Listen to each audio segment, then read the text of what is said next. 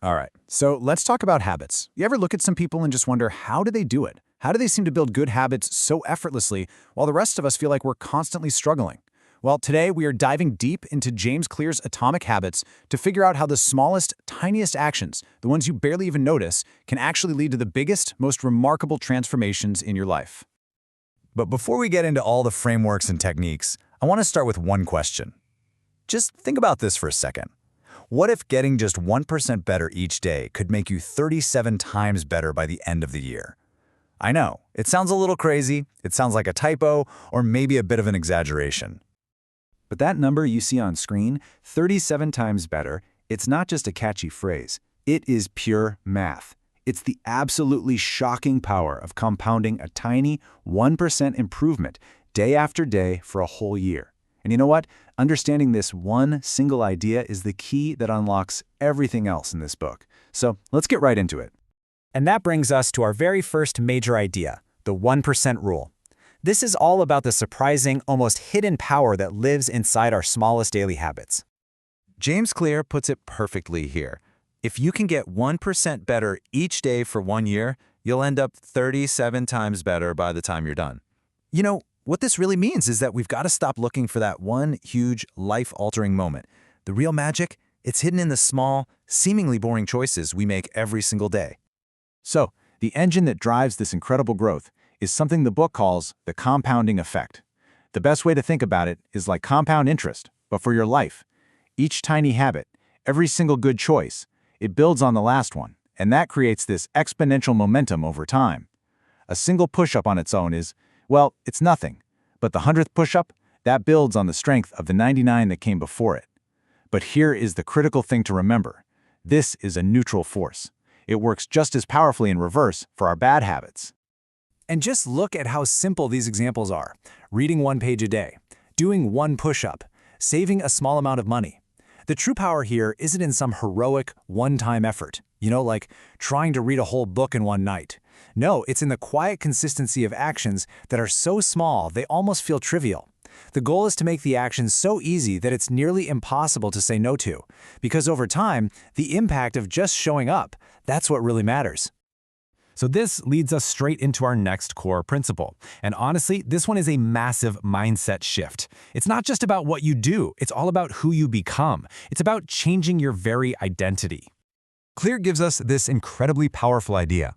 Every action you take is a vote for the type of person you wish to become. Just think about that for a second. When you choose to do 1 push-up, you're literally casting a vote for being a fit person. When you read just 1 page, you're casting a vote for being a reader. These small votes start to add up, and they begin to reshape how you see yourself. In this table here, it shows a fundamental shift in perspective. Most of us, we set outcome-based goals. We say, I want to lose 20 pounds. But the book argues that we should focus on identity-based habits instead. So instead of the outcome, you focus on the person you want to become. I am a healthy person. See the difference? When your identity is that of a healthy person, you don't have to force yourself to make healthy choices. It's just what you do. The behavior flows naturally from your sense of self, and that makes it infinitely more sustainable. Now, a really key part of building this new identity is learning to work with your nature, not fighting against it. The book makes a great point that our genes don't set our destiny in stone, but they can clarify where our efforts are going to be most rewarded. So if you're a naturally introverted person, building a habit of public speaking might feel like a constant uphill battle. But building a habit of writing, that might feel like you're just flowing downstream. The point is to align your habits with your innate strengths. It makes progress feel way more natural and a whole lot less like a fight. Okay, so if we know why small habits are so powerful and we know who we need to become, the next logical question is, how? How do we actually build these habits into our real, messy daily lives? Well, this brings us to the practical core framework of the book, the 4 laws. This is really the practical heart of the book, a simple 4-step framework for engineering good habits. The laws are, number 1, make it obvious. Number 2, make it attractive. 3, make it easy. And number 4, make it satisfying. And what's so brilliant about this is that it's not just for building good habits. If you want to break a bad one, you just flip the script. Make it invisible, unattractive, difficult, and unsatisfying. So let's see what this actually looks like in the real world. To make a habit obvious, you design your environment with visual cues. Literally put your running shoes by the front door so you can't possibly miss them. To make it attractive, you bundle a habit you want to do with one you need to do. Maybe you only let yourself listen to your favorite podcast when you're out for a walk. To make it easy, you remove every single point of friction you can think of. Sleep in your gym clothes so you're ready to go the moment you wake up. And finally, to make it satisfying, you find a way to reward yourself immediately, creating this awesome positive feedback loop for your brain. This all ties back to a really crucial point, probably one of the most famous quotes from the entire book. You do not rise to the level of your goals, you fall to the level of your systems. Your goals are your desired outcomes, sure, but your systems are the processes that lead to those outcomes. These 4 laws, they're how you build a better system, and a massive part of your system is your environment. And this leads to such a powerful realization. You have to stop trying to rely on sheer willpower. It's a losing battle. Instead, become the architect of your own environment. You want to make your good habits the path of least resistance. Put a bowl of fresh fruit right on the counter where you can't miss it. And at the same time, make your bad habits difficult. Unplug the TV and put the remote in another room, or just don't buy the junk food in the first place.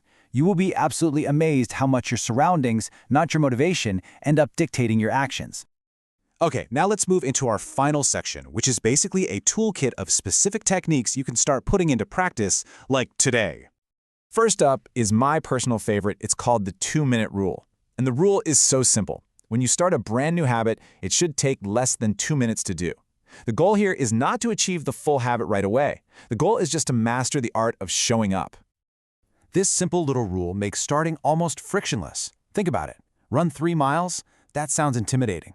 But put on my running shoes? Anyone can do that. Do 30 minutes of yoga? That feels like a real commitment. But roll out my yoga mat? That takes 5 seconds. These are what the book calls gateway habits. They're so easy, they just open the door.